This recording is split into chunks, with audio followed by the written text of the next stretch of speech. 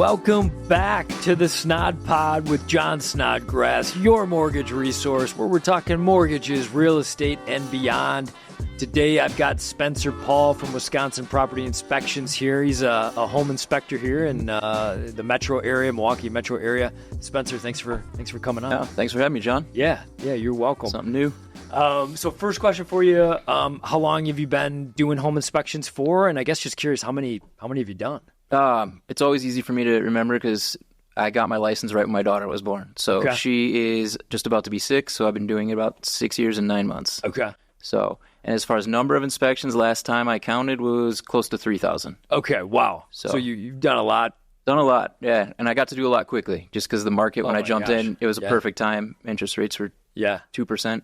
So when it was like crazy busy, just curious, how many were you doing a day or personally? And then... Personally, I can do 3 a day, but it gets tricky. Yeah. Right? I'm not going to drive from Oak Creek to, West Bend to be able to do that. But if you get them in the right area, the right size house, you can do three in a day. But typically it's 2.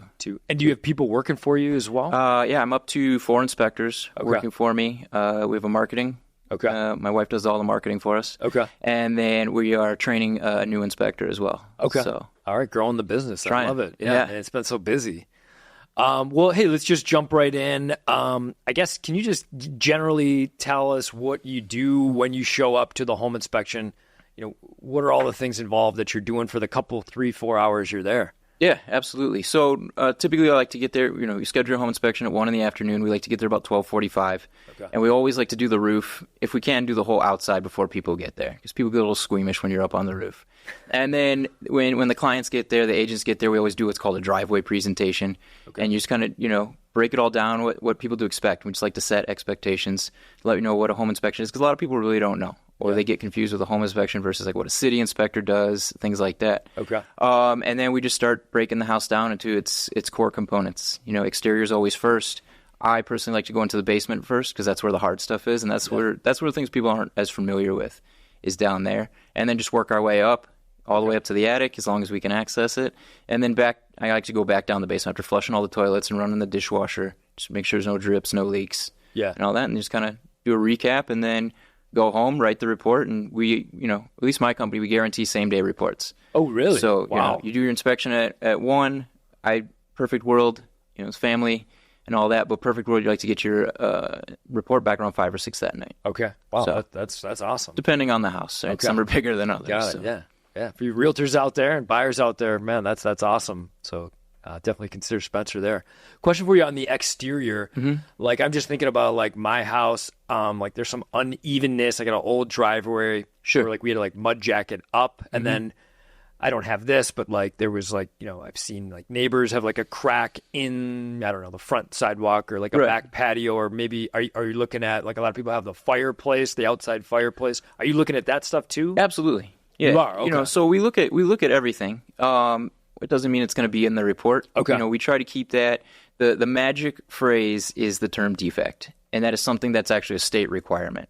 So typically we write reports if an agent and client's going to use that to renegotiate their offer.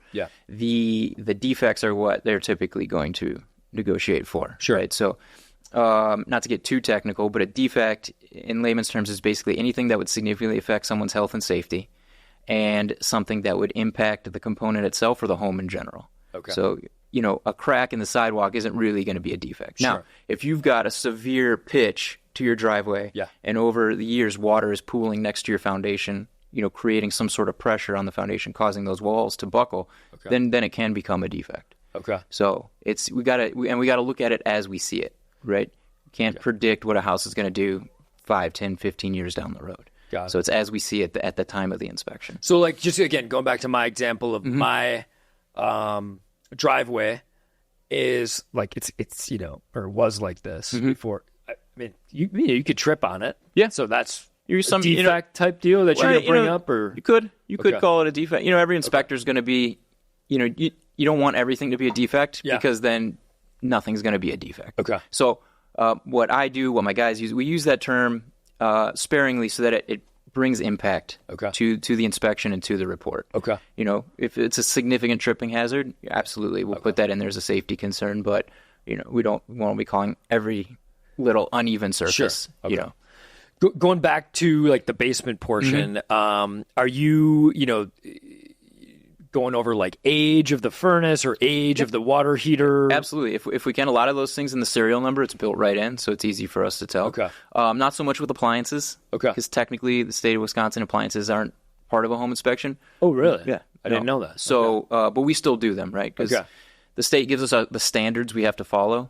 Okay. But I look at those more as guidelines, right? So we're going to go and be above and beyond that. But yeah, absolutely. Water heater, boiler, furnace, whatever you have. Electrical panels, we look at the age there as well. So are you, like, if they're towards the end of the age, you're just giving information, or age is not anything? Like, hey, you should consider replacing it, or we'll give those suggestions, but age isn't a defect. Age is not a defect. No. So, especially let's say you have an old TOSA house with a boiler. Yep. A good you keep it serviced, you have technicians out. Good maintenance, a boiler can last 50 years. Okay. So if I see it at age 30, it doesn't mean they won't get 20 more years out of that boiler. Okay. If it's been maintained. If it's been maintained. Yeah. But if we go in, we see a furnace that's 25 years old, be like, hey, just so you know, start budgeting because this could be it. Yeah. So like, I'm again just thinking about my own. Like, I get all my stuff serviced every year. That's smart. They come and take a look at it, Mr. Holland's Services, and so like you'll see, like, if I were to sell my house, you would see that. Right. I don't know if are you mentioning like, hey, this owner. Yeah, that's helpful. I always tell people you got to take it with a grain of salt. Okay. You don't know how accurate those things are, and same time, those little stickers are on the furnaces. Yeah. If it's empty or only filled in once or twice, doesn't mean they don't get it serviced. Just the technician might not have filled it out. But getting regular maintenance is key. Got it. Keeping up with, again, back to your house, keeping up with your grading and the pitch, all your solid surfaces.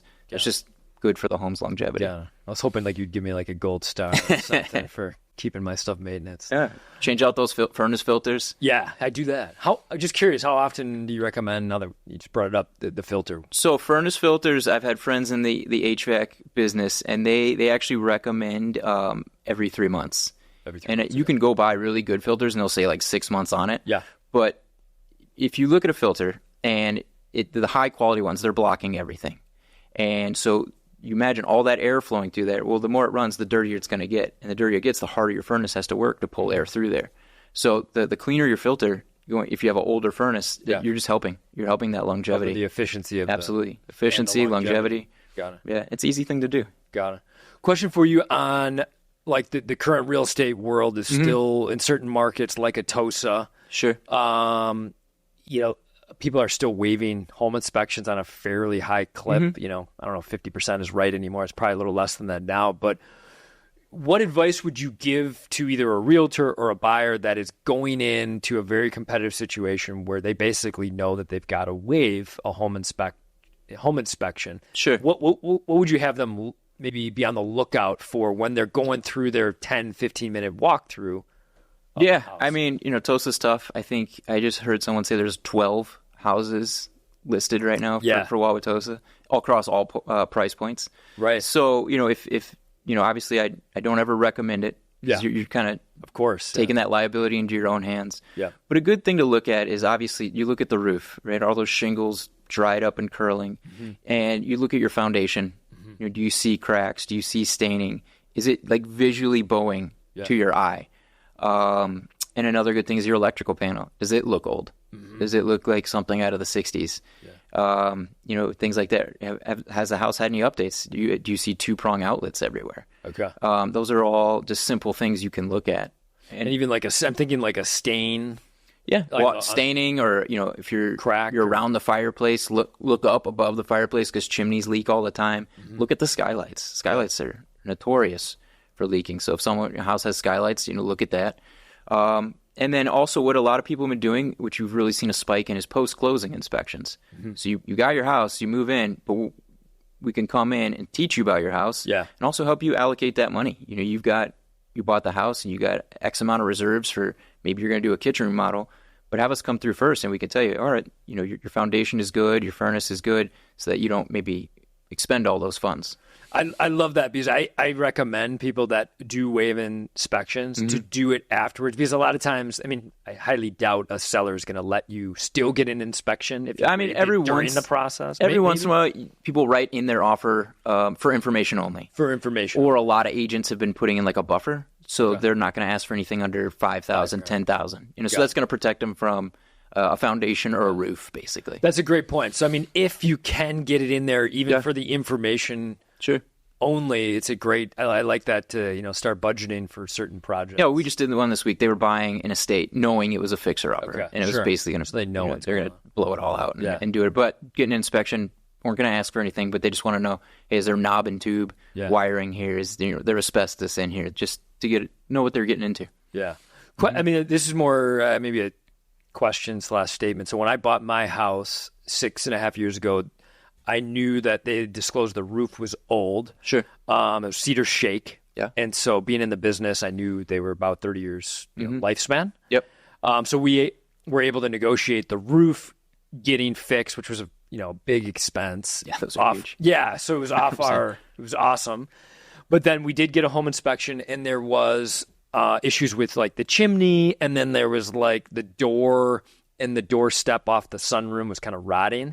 And we went back to them and said, hey, our inspector said some stuff going on in the interior of the chimney, and there was a crack on the chimney. Hey, the step needs to be replaced. And the owner said to us, hey, we just spent 30+ thousand on your new roof.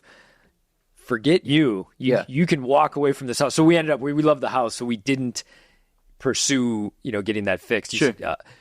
I mean, like, is that a fair thing to do, to sometimes just like, hey, you love the house in this market, get it, and just deal with it down the road? Yeah, I mean, what's your comfort level, right? So, if you're kind of in the real estate business, so you're familiar with a lot of these things, right? I have clients that, us just talking about furnace filters would have blown their mind. So it's all about a matter of comfort level. And if you've got a crack in the chimney, well, maybe that's not a big deal to you or to the client that's a contractor, has that experience. But to someone else, maybe it is a big deal. Okay. And I always tell people, like, talk to your agent and see what's important to you. Yeah. To me, it's always about safety, right? Okay. So, if we've got two things, we've got a driveway that's not pitched correctly, and we've got a furnace that's bad. Yeah. Well, the furnace could be leaking carbon monoxide if it's really old. So let's worry about that, and you can hire some mud jackers later. Like, no big deal, right? So it's all about just prioritizing the needs of that particular family or that particular client when they get to that hurdle. For your case, that chimney was, I don't know, it's just ballpark 10 grand, right? Yeah, something like that. But that cedar shake roof is upwards to 60 sometimes. Nowadays, This was fortunately we got it in before. Yeah.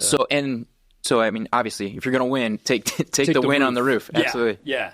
I guess I always sometimes, especially with first time home buyers, I sometimes caution them, like, hey, every house has got issues. Like, sure. Don't worry about certain things. And I actually share the story about the chimney, and my wife is still bummed at me, like, we haven't fixed it yet. One of these years we'll get to it. When we do those driveway presentations, that's what's one thing myself and the inspectors that work for me always say, every house we're going to find something. Yeah. I don't care if it's brand new. Yeah. I don't care if it's a condo. Yeah. There's going to be something because it's been lived in, right? Yeah. And as far as the new construction, people make mistakes. Yeah. No one's perfect. So that's everything. Every house is going to have an issue. Yeah. So it's just a good protection and figuring out where the issues are. Hey, let's make sure it's safe. Right. First. Well, hey, this has gone great. I got more questions for you. Condos, and some other stuff too. We'll stick around for another one. Let's do it. We'll wrap this one up.